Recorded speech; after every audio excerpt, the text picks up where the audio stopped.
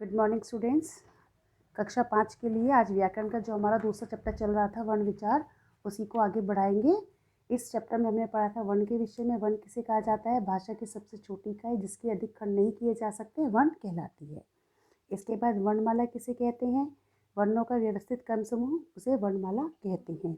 इसी में हमने आगे पढ़ा था स्वर, व्यंजन, स्वर के भेद, व्यंजन के भेद, अनुस्वार, अनुनासिक, विसर्ग जिसे अयोगवाह के अंतर्गत आते हैं। उसके बाद संयुक्त व्यंजन पढ़ा, द्वित व्यंजन पढ़ा, रेफ रा का प्रयोग पढ़ा, और साथ में पढ़ी हमने कुछ आगत ध्वनि जैसे ज और फा की ध्वनि, औ की ध्वनि। और इसके बाद हमारा जो एक टॉपिक रह गया था वो था शुद्ध वर्तनी, जिसके विषय में हम आज पढ़ेंगे। तो बच्चों, शुद्ध वर्तनी का अर्थ क्या है? शुद्ध वर्तनी का अर्थ है शब्दों को शुद्ध रूप से लिखना। ठीक है, अब शब्दों को शुद्ध रूप से कैसे लिखा जाएगा, इसका ज्ञान हमें कहाँ से प्राप्त होता है? इसका ज्ञान प्राप्त होता है हमें व्याकरण से।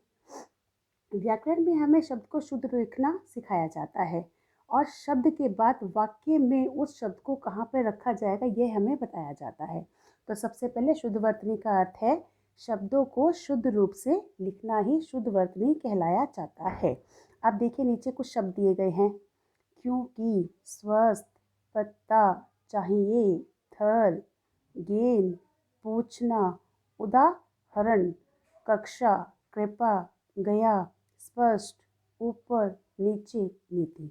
हमारे उच्चारण के अनुसार हम इन शब्दों को लिखते हैं। अगर हमारा उच्चारण सही नहीं होगा तो शब्दों की जो मात्रा है वो हम गलत लिखते हैं। इसके बाद सही वर्तनी को जानने के लिए शब्द कैसे बनते हैं हमें उनकी रचना को देखना होता है। सबसे पहले लू प्रत्यय के शब्द देखिए। जैसे लू प्रत्यय क्या होता है? जो शब्दांश मूल शब्द के अंत में लगते हैं उन्हें कहते हैं हम प्रत्यय। तो देखिए, जैसे लू प्रत्यय लगाकर हमने शब्द बनाया कृपालु, दयालु। ठीक है, इसी प्रकार ई प्रत्यय लगाकर बीमार से बीमारी, अच्छा से अच्छाई, परेशान से परेशानी, बुरा से बुरा, और खिला से खिलाई आदि शब्द। अब आते हैं हमारे संयुक्ताक्षर। संयुक्ताक्षर जैसा कि आपने पहले पढ़ा, जब एक ही तरह के वर्ण, पहला वर्ण आधा और दूसरा वर्ण पूरा होता है तो उसे कहलाते हैं हम संयुक्ताक्षर। जैसे पत्ता, छुट्टी। ठीक है, इसी क्रम में आगे, अब जब हम आज्ञा देते हैं किसी को तो उसमें ई का ही प्रयोग किया जाता है। जैसे आइए, पीजिए, दीजिए, खाइए, लीजिए आदि शब्द। इन शब्दों में वर्तनी जो होती है वो शुद्ध होती है यदि हम ई का प्रयोग करते हैं। अब नीचे कुछ शब्द दिए गए हैं, देखिए, सही और गलत। दो कॉलम है आपके पास, सही और गलत। ठीक है, अब आशीर्वाद, अगर हम दूसरा गलत वाला पढ़ेंगे ये पढ़ा जाएगा आशीर्वाद, क्योंकि र का जो प्रयोग होता है वो दोनों वर्णों के बीच में होता है, तो वो जो बाद में वर्ण लिखा जाता है उसके ऊपर लगता है, तब हमारा सही उच्चारण होता है। ऐसे ही हंसना, और जो गलत शब्द है उसका अर्थ है हंसना। ठीक है, अब उज्जवल, उज्जवल, नीति, नीति, स्वामी, स्वामी, बहुत, बहुत। इसी तरह से नेक्स्ट क्रम में है शब्द श्रीमती, श्रीमती, प्रकृति, प्रकृति, कवयित्री, कवित्री, कृपा, कृपा, दोस्त, दोस्त, कोई, कोई। ठीक है, अब हमारे जो गलत वाले शब्द हैं, बोलने में हमें ऐसा लगता है कई बार कि हम उन शब्दों का उच्चारण सही कर रहे हैं, परंतु जब हम उन्हें लिखते हैं तो उनकी जो मात्रा होती है वो गलत जगह पे चली जाती है, इसलिए हमारा शब्द गलत हो जाता है। और शुद्ध वर्तनी में हम इन गलत शब्दों को ही सही करके लिखते हैं। शुद्ध रूप से शब्दों को लिखना ही शुद्ध वर्तनी कहलाता है। तो देखिए, अब हम इसका थोड़ा सा बुक वर्क है जो वो करेंगे। शुद्ध लेख, आपको ये शब्द जो हैं वो सारे सही मात्रा का प्रयोग करके लिखे गए हैं, और इनका उच्चारण जो है वो सही प्रकार से करना है। उसके बाद नीचे है क्वेश्चन नंबर सेकंड आपका, तीनों शब्दों में से सही वर्तनी रूप पहचान कर खाली स्थान में लिखो। तो बच्चों देखिए, हमारा पहला शब्द हंसिए, हंसिए, हंसिए, कौन सा जो उच्चारण है हमारा वो सही है?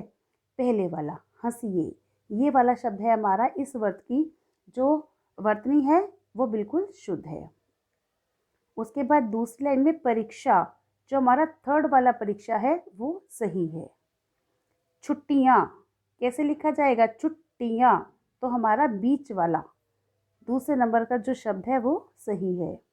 उसके बाद खुशी, खुशी, खुशी, कौन सा वर्ड शब्द है हमारा जो सही है? खुशी, पहले वाला।